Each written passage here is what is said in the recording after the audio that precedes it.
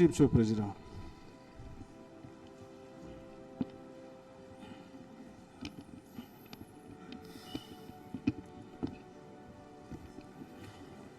Ministère public des questions.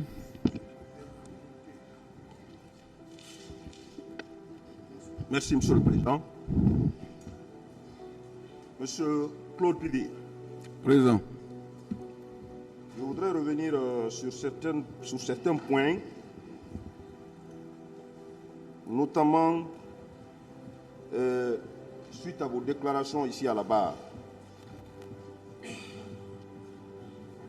Vous avez dit à cette barre que votre troupe est une troupe de combat. Ça veut dire quoi?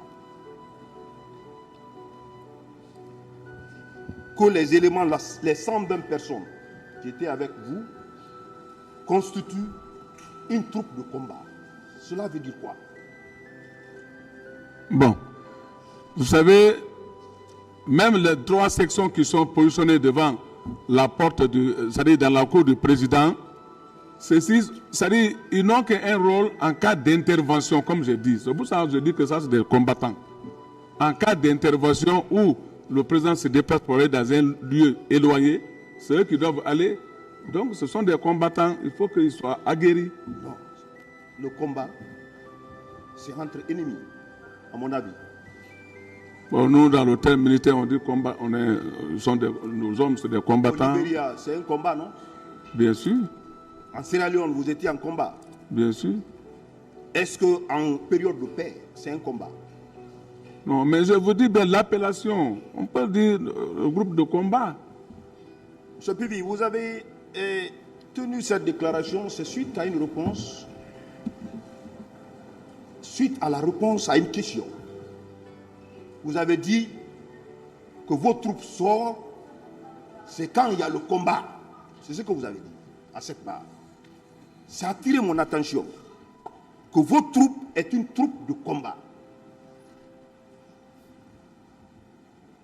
Bon. Donnez cette explication à ce public. Je ne comprends pas. D'accord. Peut-être que j'ai bien dit que quand nous sommes informés qu'il y a tel brigand ou tel bandit à main armée sont stationnés quelque part, là c'est pour ça que nous on sort qu'avec le groupe de combat.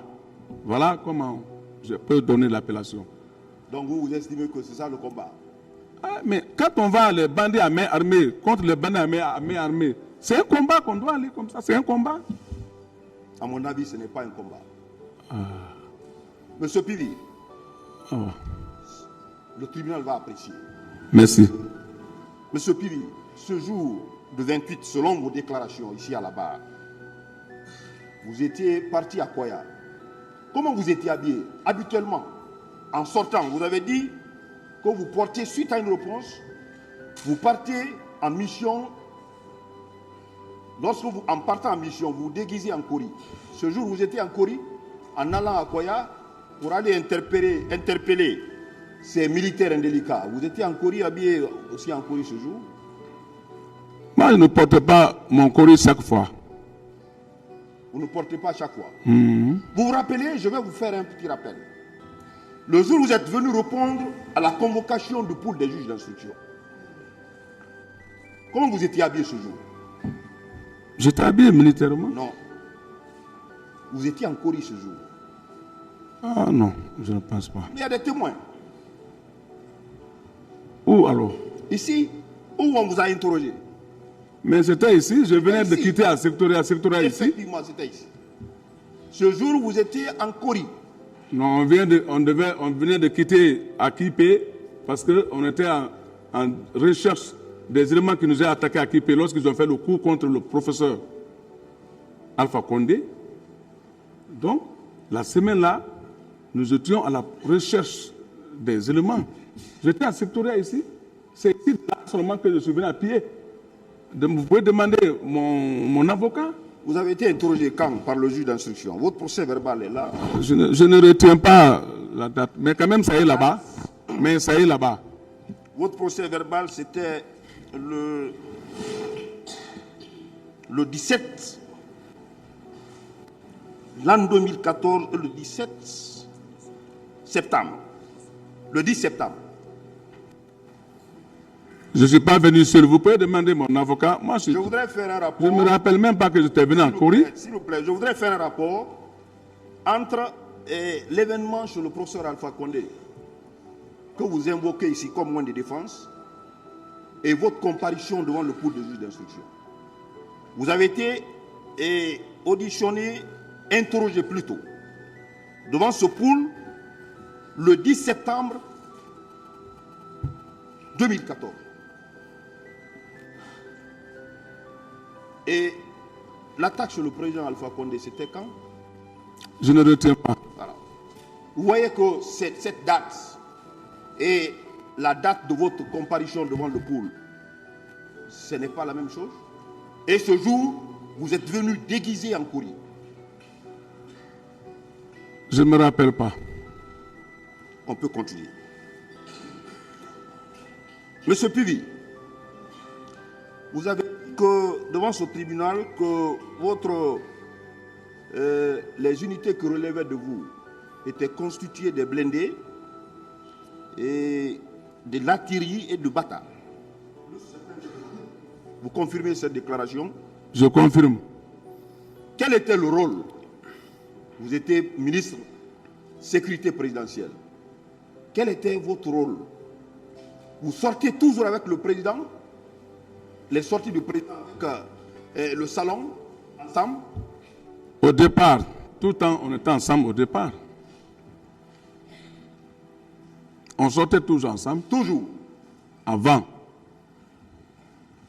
Cela, c'est estompé quand?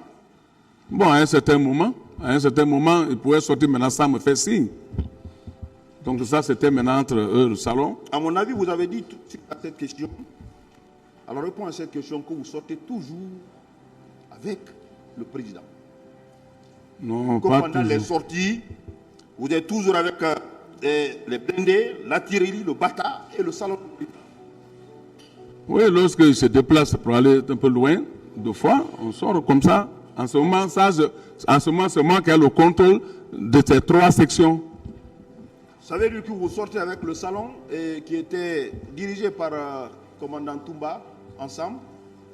Certaines personnes du salon, ils savent, c'est la garde. Vous étiez toujours avec lui. Mais moi aussi, j'étais tout le temps là-bas. Avec lui. Deux fois. Avec commandant Toumba. Deux fois, je sors avec le président.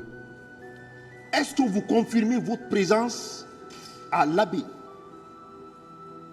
Parce qu'il y a des contradictions par rapport à votre présence à l'abbé. Je confirme que c'est moi qui fus le premier sur le sol de l'abbé. Vous pouvez aller demander, même ceux qui sont là-bas. Commandant Toumba a déclaré à cette barre que vous, Marcel, vous étiez resté à Conakry pour sauvegarder le pouvoir au retour du président. Ces déclarations-là, vous dites que vous étiez aussi à l'abbé avec lui. Qui peut confirmer que vous étiez là-bas avec le salon dirigé par le commandant Toumba à l'abbé le 26? Demandez, même le journal Sekouba ou demandez le président d'Addis, ils peuvent témoigner, puisque peut-être lui, il était embrouillé, peut-être, mais moi, je fus le premier sur le sol de l'abbé, avant eux. C'est moi qui ai fait les installations. Vous l'avez vu là-bas? Moi, je n'ai même pas fait attention à lui. Oui. Mais oui, il était venu avec le président. Vous l'avez vu à l'abbé? Bien sûr. Vous vous êtes vu à l'abbé? Je dis, je l'ai vu à l'abbé avec le président. Mais c'est un subordonné, je n'ai pas besoin d'aller le saluer, ça va. Colonel, oui. C'est une question qui taraude l'esprit. On parle depuis au début de ce procès, régiment. C'est quoi le régiment? Il est composé de combien d'hommes? Quelles sont les unités ou les camps de ce pays qui relèvent du régiment? Oh, moi, je n'ai jamais commandé un régiment, je ne peux pas déterminer le nombre d'un régiment. Moi, ce que je sais, un régiment, c'est la composition des différents bataillons, des compagnies des bataillons. Les bataillons du camp, Alphaya seulement? Les bataillons qui forment le régiment. Que ça, le nombre maintenant ça soit déterminé, même à partir de 1000, à partir de 1500, ça peut donner un régiment. vous nommez, vous-même, vous présentez le commandant de régiment. Vous ne connaissez pas l'étendue, le nombre de ce service militaire? Mais j'ai été mandaté par le ministre de la Défense. Donc le régiment, selon vous, les bataillons? Non, je ne suis pas un soldat pour dire que c'est un bataillon. Le régiment, c'est le régiment. Le régiment, c'est quoi? Moi, je veux avoir... Je dis bien, c'est l'ensemble des bataillons qui forment un régiment. Qu'est-ce qu'un bataillon? Le bataillon aussi, c'est l'ensemble des compagnies. Compagnie d'où? De camp Al-Faya seulement, de camp Samori ou bien sur toute l'étendue du territoire national? Non, pas toutes les unités du territoire national. Ça se limite où? Selon l'effectif, comme j'ai dit, l'effectif. Vous savez pourquoi je pose cette question? Non? Commandant Toumba a comparu devant ce tribunal. Il a déclaré que le régiment, c'est toute la Guinée. Il a même déclaré, si j'ai bonne souvenance, il a dit que le régiment peut comporter jusqu'à 8000 personnes. 8000 personnes. Selon vous, ces 8000 personnes étaient dirigées par commandant Toumba à la date du 28 septembre 2009. Moi, je ne peux pas donner raison pour dire 8000 personnes pour un régiment. Là, c'est un peu difficile pour moi. Vous ne connaissez pas l'étendue du régiment, c'est ça? Non, moi, je ne peux pas déterminer. Voilà. Mais moi, ce que je sais, je vous ai dit, ça peut aller jusqu'à 1000 ou 1500 qui fait un régiment.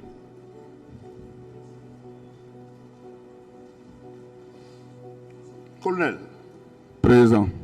je vais revenir, c'est une question de consolidation et de précision.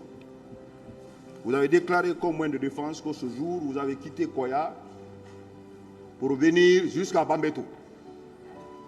Bambeto, vous avez contourné pour aller au camp Al-Faya. Je veux savoir pourquoi tout ce parcours, alors que vous pouvez pas rentrer par Ankosé, vous pouvez rentrer par Koza. Pourquoi vous êtes venu juste à Bambeto, rebrousser chemin pour aller au camp Al-Faya? Alors que Koza, camp Al-Faya, Ankosé, camp Al-Faya, plus proche que de venir jusqu'à Bambeto, rebrousser chemin par Bessia et rentrer au camp Al-Faya. Pourquoi ce long parcours? Voilà. Si vous cherchez, quand vous cherchez les individus, quand au retour, vous continuez toujours à les rechercher, c'est pas seulement quand vous allez maintenant, vous ne les avez pas trouvés à la place, vous allez directement rentrer par le plus court chemin. Non. C'est pour ça que j'ai fait le long parcours là. C'est pour ça que j'ai toujours dit que j'ai fait le parcours là. Tout cela, c'était aussi pour ouvrir mes yeux, pour voir en cas où je peux les trouver dans ces trajets. Voilà pourquoi je suis venu jusqu'au niveau de Bambeto. Vous êtes venu à Bambeto pour ça? Pendant que vous avez été informé qu'il y a des événements malheureux au stade, pourquoi n'avez-vous pas continué au stade pour venir? Non.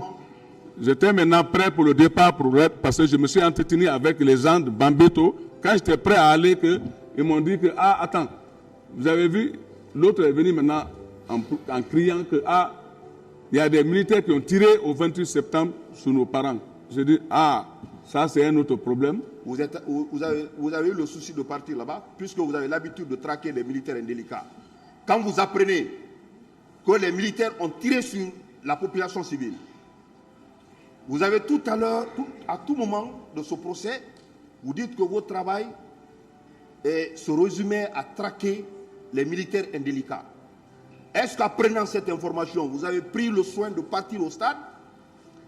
Est-ce que si je partais là-bas sans rendre compte au président, quand je faisais un délit là-bas, est-ce que j'aurais raison? Vous ne posez pas de questions. Vous répondez à la question. Colonel, vous ne posez pas. Hein. Vous avez souvent l'habitude, vous le dites, vous avez souvent l'habitude de sortir sans l'autorisation du président pour aller traquer les bandits dans les quartiers. Moi, je vous ai vu une fois à Dixine. Quand je sors, c'est un ordre qui me fait sortir. Vous n'avez pas besoin de recevoir l'avis du président de la République dans toutes vos sorties. Non. Ce jour où vous étiez là, vous avez appris qu'il y a des événements qui sont en train de malheureux. Vous rebouchez chemin, selon vous, pour le camp. Oui, j'ai tourné pour aller rendre compte au président et demander le président. Vous avez joué votre rôle traditionnel? votre habituel? Moi, en tout cas, Ou bien ça ne vous disait rien? ça m'a dit quelque chose. C'est pour ça que je suis parti automatiquement, rapidement pour demander au président. Colonel, Oui. vous avez tenu une déclaration ici qui a attiré mon attention par rapport aux tueries au camp Al-Fayher après les événements du 3 décembre. Vous avez dit, suite à une question même de la défense, que la personne qui fait le complot contre le président de la République ne mérite-t-il pas ça? C'est vous qui l'avez dit ici, non? À cette barre. Celui qui a tiré sur le président. Oui, qu'il mérite. Il mérite quoi? Mais celui qui a tiré sur le président, si... Non, vous avez dit le complot, que ceux qui ont fait le complot contre le président Dadis. Mais on cherche à les mettre aux arrêts. Et les faire quoi? Non, ça c'est maintenant... Là, quand on les met aux arrêts, la justice sera là. C'est pourquoi vous avez ordonné les tueries au camp, les Bégrés et autres. Ce n'est pas moi qui commandais ces unités-là. Ce n'est pas moi qui ai ordonné de tuer ces gens-là. Ce n'est pas moi qui commandais. Celui qui commandait, il y avait un chef de bataillon. Nous avons des informations que vous étiez au centre de... Vous-même, vous avez dit. La preuve en est que, après les événements du 3 décembre, c'est vous qui étiez au devant de la scène pour faire arrêter le colonel commandant Toumba. N'est-ce pas? Vous avez dit ici, à cette barre, que vous étiez devant pour arrêter les personnes qui ont fait le complot auprès de la République. J'ai dit que moi, je me suis mis à la recherche, surtout du commandant Toumba. Si lui s'arrêtait, ce n'était pas bon, j'allais le prendre. Qu'est-ce que... Hein? Le voir, le laisser. Je n'allais pas le laisser. C'est dans cette logique que vous avez arrêté Bégré, non? Ce n'est pas moi qui ai pris Bégré, parce que nous, on a fait le lancement à toutes les positions de faire la recherche. Tout le monde était habilité, tout militaire, comme gendarme, comme douanier, comme la police. Chacun faisait la recherche. Bien sûr, parce qu'ils ont tiré sur un président. Colonel, oui. Vous avez dit à cette barre également que le jour où vous êtes venu au camp Al-Fayher, que vous avez effectivement trouvé le salon du président Dadis qui était là. Vous confirmez cette déclaration? Le salon, cela veut dire... La garde était, le salon était là, n'avait pas bougé. Non. Quand vous êtes revenu, j'ai bien mentionné. Moi j'ai dit, le salon, moi j'ai dit que... Non, je n'ai pas venu trouver le salon en place. Vous avez dit que vous êtes venu trouver le salon en place. Mais c'est le mouvement qui a été fait, même il y avait certains éléments du salon qui étaient là-dedans, ils n'étaient même pas en place. Vous confirmez que les murmures des militaires, de vos éléments, des hommes du camp Al-Fayher, ont confirmé la présence de Marcel, de Toumba au stade? Vous confirmez ces déclarations à cette barre? Je confirme parce que j'ai dit bien les murmures qui parlaient. Je n'étais pas là-bas, comment je vais identifier? Mais j'ai dit c'est les murmures. Et c'est comme ça encore, j'ai demandé le président. Ma dernière question, une question, je vais revenir sur cette question qui a été posée et qui ressort de votre procès verbal d'interrogatoire devant le cours de juge d'instruction, mais ces déclarations que vous niez en bloc devant la question de savoir qu'est-ce qui vous a empêché d'arrêter le commandant Toumba, et également de savoir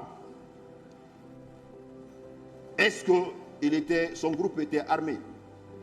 Vous avez dit que c'est suite, dans votre procès verbal, à la page 9,